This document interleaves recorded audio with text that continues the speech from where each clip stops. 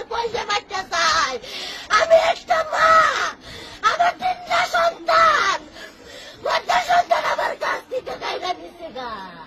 আসসালামু আলাইকুম ওয়া রাহমাতুল্লাহি ওয়া বারাকাতুহু। সম্মানিত দর্শক মণ্ডলী, আজ সারা বাংলাদেশব্যাপী একটি ভাইরাল আলোচনা, সেটি হলো ময়না হত্যার আসল মাস্টার মাইন্ড কে? কে ময়নাকে হত্যা করেছে? এই যে অল্প বয়সের একটি শিশু, যাকে এমন নির্মমভাবে হত্যা করা হয়েছে, আসলে কে হত্যা করেছে? এর আসল কাহিনী কি? এ বিষয়ে আমরা যতটুকু জানতে পেরেছি, মূলত এই শিশুটিকে হত্যা করেছে নিজের আপন মা, ময়নার আপন মা এবং চাচা, উভয়ের মধ্যে অবৈধ পরকীয়ার সম্পর্ক। এই ছোট্ট মেয়ে ময়না তার চাচার সাথে মায়ের অপ্রীতিকর ঘটনা, খারাপ অবস্থা দেখার পরেই ময়না মূলত কাছে হত্যার শিকার হয়। যখন চাচা আর মায়ের এমন খারাপ দৃশ্য ময়না দেখে ফেলে, ঠিক তখনই এই নরাপিছু মা তার মেয়েকে প্রথমে তার কান কেটে দেয়, এরপরে মেয়েকে দেয়ালের সাথে ধাক্কা দিয়ে দিয়ে মারার চেষ্টা করে। শেষ পর্যন্ত যখন মরে নাই, তখন তার ওই পরকীয়া প্রেমিক ময়নার চাচা, সে ময়নার এই শিশুর লজ্জা স্থানে রড ঢুকায় দিয়ে তাকে হত্যা করে ফেলে। এই বিষয়টিকে ধামা চাপা দেওয়ার জন্য স্থানীয় পাশেই যে মসজিদ, ওই মসজিদের 2 তলায় লাশটি রেখে আসে, যাতে করে দেশ ও জাতি বুঝতে পারে এ কাজ করেছে ইমাম আর মুয়াজ্জিন।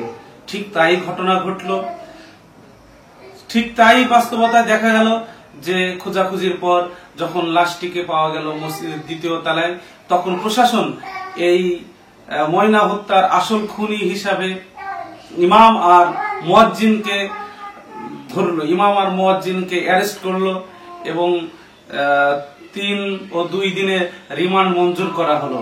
আসলে আদৌ এরা খুন করে নাই। একজন ইমাম, একজন মুয়াজ্জিন, তারা তো মহান এক দায়িত্বে আছে, তারা কেন এই কাজ করতে যাবে? মূলত তাদের উপর এই অপরাধকে চাপিয়ে দেওয়ার জন্য এই কুষড়যন্ত্র করেছে ময়নার স্বয়ং মা আর তার চাচা।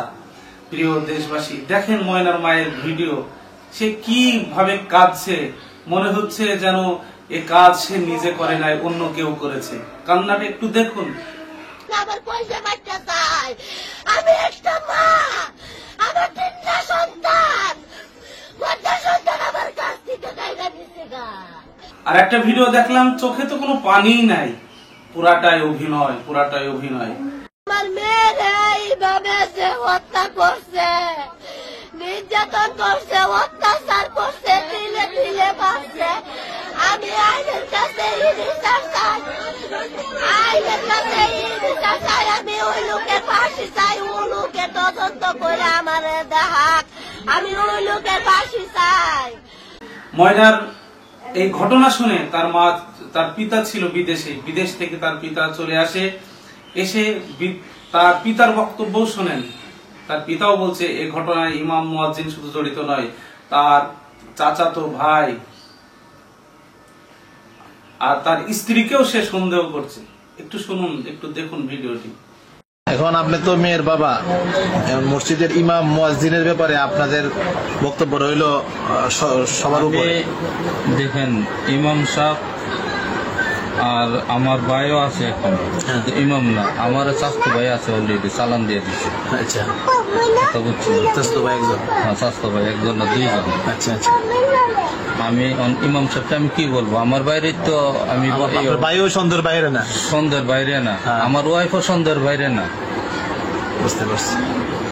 আজ দেশ কোথায়, জাতি কোথায়? নিজের মায়ের কাছে তার মেয়ের নিরাপত্তা নাই।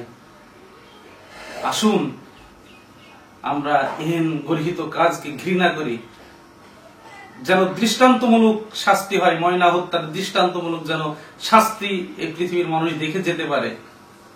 আল্লাহ তাআলা এমন গর্হিত কাজ থেকে আমাদের সকলকে হেফাজত করুন। আমিন।